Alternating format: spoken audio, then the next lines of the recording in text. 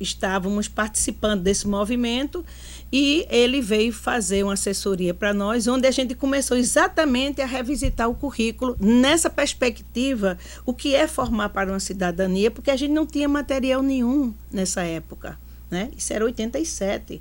Então, praticamente, produção quase nenhuma nós tínhamos. E nós elaboramos um projeto de formação de professores, construção de material didático, né? Seleção de material didático, que ele se chamou Escola Pública, Direitos Humanos e a Conquista Coletiva da Cidadania. E o Instituto Interamericano de Direitos Humanos da Costa Rica tomou conhecimento desse trabalho e ele já estava, né? Eles tinham lá em San José, na Costa Rica, o Instituto, eles tinham um projeto, que era um projeto de educação em direitos humanos, que era exatamente para ajudar experiências na América Latina, e o Brasil era visto como uma grande potência dentro da América Latina, nessa perspectiva, né? Em que exatamente se pudesse justamente apoiar essa experiência. E foi muito interessante que, ao mesmo tempo que a gente estava vivenciando em Pernambuco, nós tínhamos algumas experiências de secretarias de Estado, inclusive na Paraíba, né? Nós tínhamos no Rio Grande do Sul, Santa Catarina, Rio de Janeiro, São Paulo, e nós começamos a nos articular através do Instituto, porque como ele começou a apoiar, né, essas experiências, ia convidando um ou outro, e com isso a gente foi se conhecendo e que foi fortalecendo. Não era nada oficial, assim, formas de elaboração mesmo, de estruturação de uma rede, mas nós trabalhávamos em articulação, né? E essa experiência de Pernambuco foi muito interessante, porque na época era o único estado até então, né, que tinha uma perspectiva, eu diria assim, né, de uma política que pudesse trabalhar esses temas através justamente da formação dos professores, né, e da revisão do currículo. E vejam, aí a Constituinte, foi importantíssima essa discussão da Constituinte, porque o que nós fizemos, nós tínhamos no currículo a disciplina de moral e cívica, imagine, né? E nessa disciplina, o que foi que nós começamos a estudar? A Constituição Brasileira. E dentro da Constituição Brasileira, nós desenvolvíamos temáticas pelos níveis de ensino. Por exemplo, que hoje é o 5º ano, o 6º ano, o 7º ano, o 9º ano, quer dizer, como a gente poderia desenvolver, né, esses temas. E foi exatamente essa vivência, né, que nos levou, posteriormente, a pensar em outros espaços, né, de formação.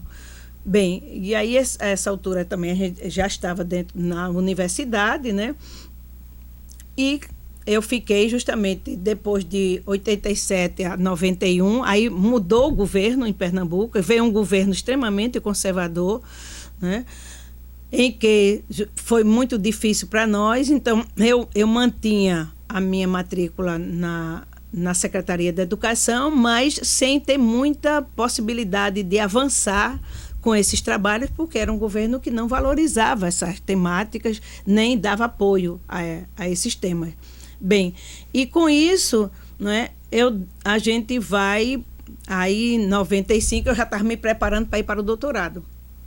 Então a gente vai para o doutorado e, ao chegar em São Paulo, né, nós tivemos a oportunidade de retomar o contato com a Margarida Genevoix. Que está saindo, né, da comissão de justiça. Exatamente. A Margarida, ela estava saindo. E justamente nesse período que o Instituto favoreceu, né, essas experiências no Brasil, foi quando eu vim conhecer a Margarida em um dos eventos lá em São Paulo.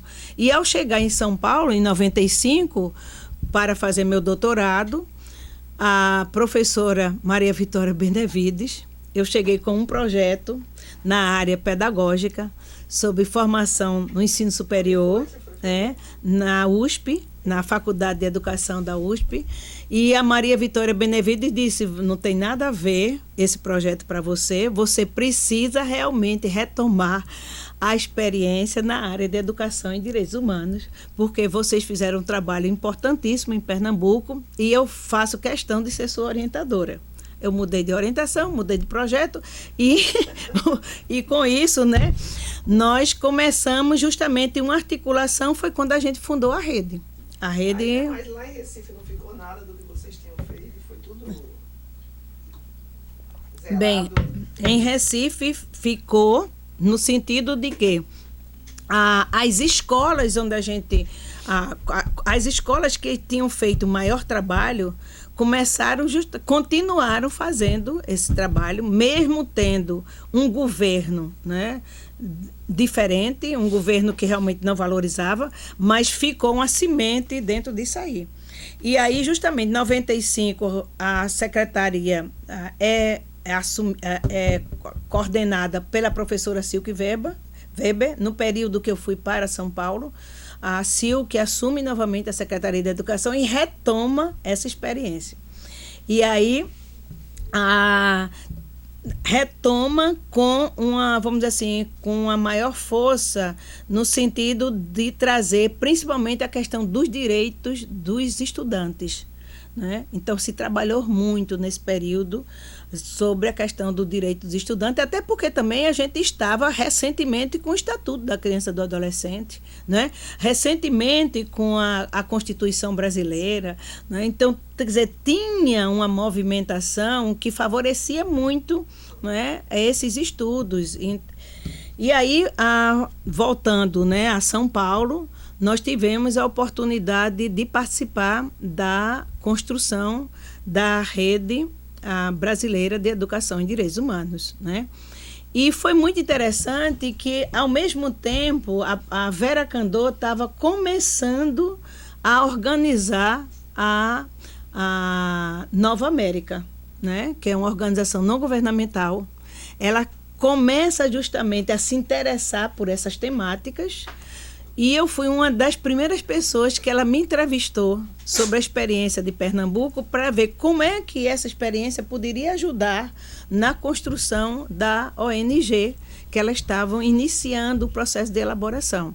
Bem, então todo esse conjunto fez com que a gente, ao elaborar a proposta, né, da rede de educação em direitos humanos, a gente tinha uma preocupação muito grande em apoiar os movimentos sociais, porque a gente sabe, né, que os movimentos sociais eles foram protagonistas no processo da redemocratização do nosso país, né?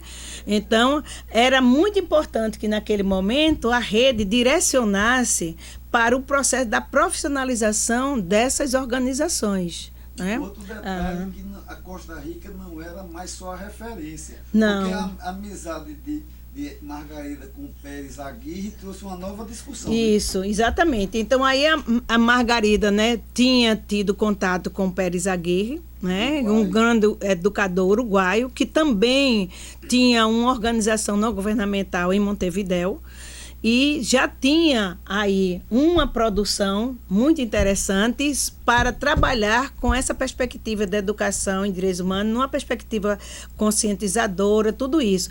E, ao mesmo tempo, aí a gente já tinha retomado bastante o trabalho do Paulo Freire, né? Desde o período da Secretaria da Educação. Paulo Freire foi o nosso mentor no período da Secretaria da Educação. Ele já tinha sido secretário lá em São Paulo, né, nessa época. Isso tudo foi um movimento muito rico, né, de coincidências e, ao mesmo tempo, de processos, né?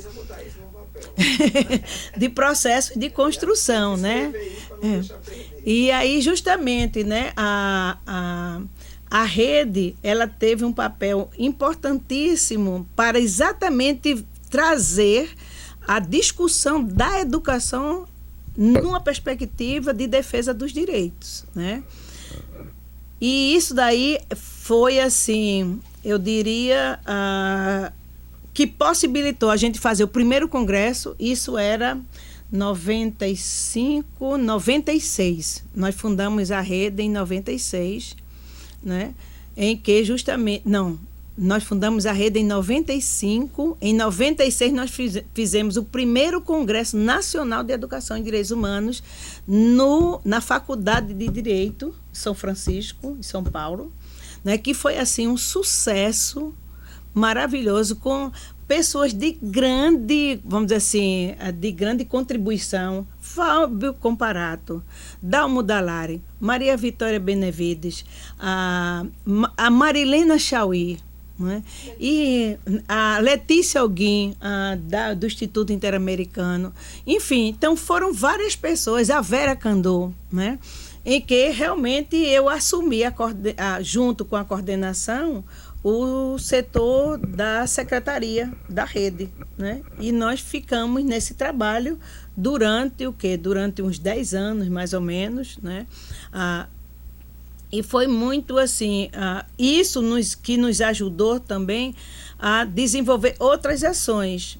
E aí a gente, né, eu terminei meu doutorado em 2000 e vivenciei uma experiência que para mim ela foi ímpar realmente.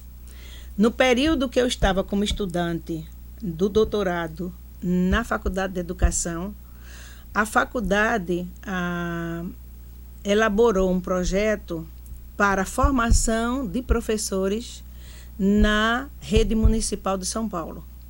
E por incrível que pareça, o prefeito era Paulo Maluf.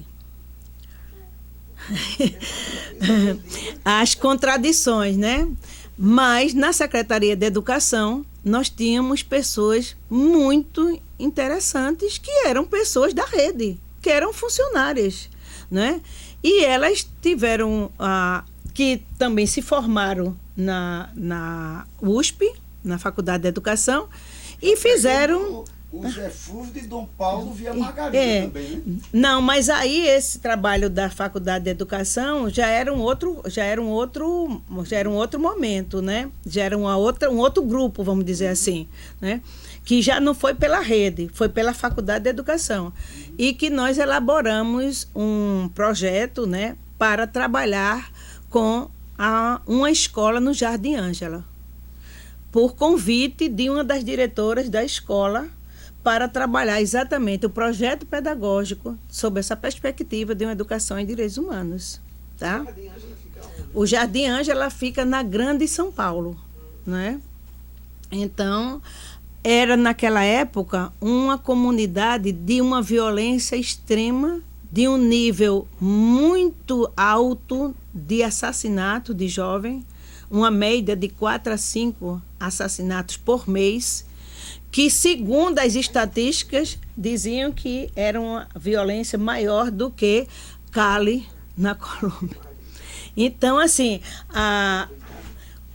ir para esse espaço dessa escola foi, para mim, de uma riqueza muito grande de conviver com uma situação, né, de extrema, vamos dizer assim, pobreza mesmo, de exclusão social, onde as pessoas sequer tinham coragem de dizer, quando eram atendidas nos postos de saúde, que moravam naquela comunidade, para não serem excluídas, literalmente, né? Era essa história que elas conviviam. E nós ficamos, justamente, a proposta era trabalhar durante 1 ano com a formação dos professores nessa direção de educação em direitos humanos, que era que nós fazíamos. Nós fazíamos a formação dos professores durante o dia, à noite a gente trabalhava com os pais, para que eles entendessem o que era que a gente estava desenvolvendo, né? O trabalho que a gente estava propondo desenvolver com a escola. E a cada 15 dias a gente revisava o que os professores tinham conseguido desenvolver, porque a 15 dias era um tema que eles escolhiam para trabalhar. Eles ficavam com textos para trabalhar com os alunos. E na quinzena seguinte, a gente retomava aquele trabalho para ver quais eram as facilidades que eles tiveram nos processos de aprendizagem, quais eram as dificuldades. E, a partir daí, a gente, justamente, ao socializar, a gente desenvolvia outras tarefas para a quinzena seguinte. Bem Paulo Freire, né? Bem Paulo Freire, exatamente. E com isso a gente fazia a cada 2 meses culminâncias temáticas pedagógicas. Ou seja, aquilo que a gente ia construindo durante o mês, a gente fazia um momento de exposição em que a gente abria para a comunidade, né?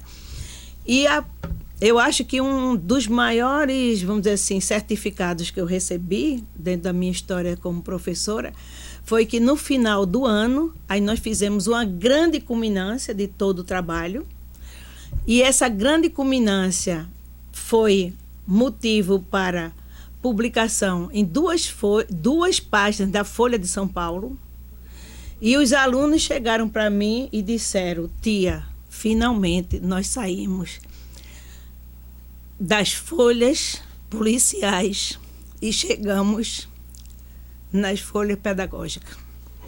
Então isso para mim foi assim o maior prêmio que eu acho que eu poderia receber, né, naquele momento, porque era ver que educação realmente, né, é transformação. Que é através da educação que a gente pode ajudar as pessoas a se sentirem gente, se sentirem pessoas, né?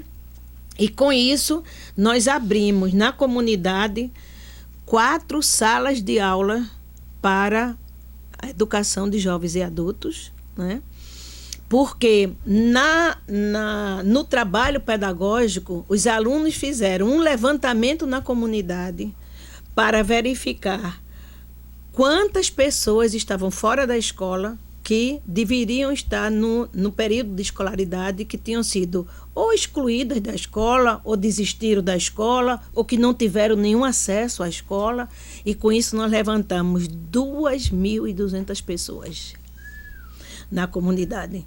E aí o grande trabalho foi juntar, né, a Secretaria de Educação do município, as organizações não governamentais também, que davam apoio à comunidade, a igreja, que tem um papel fundamental, o Conselho Tutelar da Criança e do Adolescente, né? Enfim, as organizações para a gente poder criar, né, as salas de aula e começar a atender dentro do possível. Então, em um ano, nós criamos mais 4 salas de aula para atender exclusivamente os jovens. E na escola, a gente abriu mais 2 salas para atender aos jovens. Então, essa foi uma experiência assim, riquíssima, né, que a gente vivenciou nesse período. E aí, justamente, para mim, estava muito claro que a educação em direitos humanos era papel fundamental que a gente tinha no processo de fortalecimento da democracia do nosso país. Se nós quiséssemos avançar, nós não tínhamos uma outra forma a não ser por aí, né? A não ser pela educação, e de uma educação transformadora, uma educação conscientizadora, uma educação que pudesse justamente, né, contextualizar as situações que as pessoas viviam, para que exatamente elas pudessem sair, fossem protagonistas das suas histórias, e a partir daí pudessem justamente fazer uma outra história, né? Poder construir outras histórias. Bem, e com isso aí nós tivemos, né, a possibilidade de voltar para Recife, depois com o doutorado, e aí foi uma outra luta dentro da minha faculdade, para que exatamente eu pudesse garantir um espaço no curso de formação, na pedagogia, da disciplina de Educação em Direitos Humanos, Diversidade e Cidadania. E aí é aquela luta interna, né, para justamente fazer valer a importância desse espaço, né, porque eu era professora de didática e prática de ensino, tá? Mas aí eu me coloquei que eu faria, nem que fosse além da carga horária. Eu iria oferecer a disciplina como eletiva, a forma que tivesse naquele momento, porque para mim estava muito claro, porque a minha tese de doutorado foi exatamente sobre escola pública e direitos humanos e a conquista da cidadania. Quer dizer, aquele embrião que a gente vivenciou em 87 estava muito presente na minha dissertação, né? Na minha tese, né? Na minha tese de doutorado. E com isso eu dizia, o que é que eu vou fazer? Eu tenho essa tese agora, terminei isso aí, terminei esses estudos e não vou poder fazer nada no meu ambiente de trabalho, né? E justamente aí nós criamos a disciplina como eletiva, né? E depois, então, nós criamos o Núcleo de Educação em Direitos Humanos, Diversidade e Cidadania, né? Mas, ao mesmo tempo, também teve uma outra passagem que eu também não tinha ainda relatado, né? Que quando nós saímos da Secretaria da Educação, eu fui ser assessora parlamentar, né? Trabalhando com um colega, onde a gente teve a possibilidade de criar os Conselhos de Defesa da Criança e do Adolescente pelo interior de Pernambuco, através justamente desse trabalho na Assembleia Legislativa. Bem, mas voltando então a esse período pós-doutorado, né? Aí muito mais na universidade, sem perder de vista a perspectiva aí da militância, porque aí já não tinha mais como deixar de lado e sair, né? E, ao mesmo tempo, aí 2003, o período da chegada do governo Lula, né? Onde nós tivemos a oportunidade de fazer parte do Comitê Nacional de Educação e Direitos Humanos, onde a gente tem vários parceiros, né? O Roberto Monte, a Nazaré Zenay,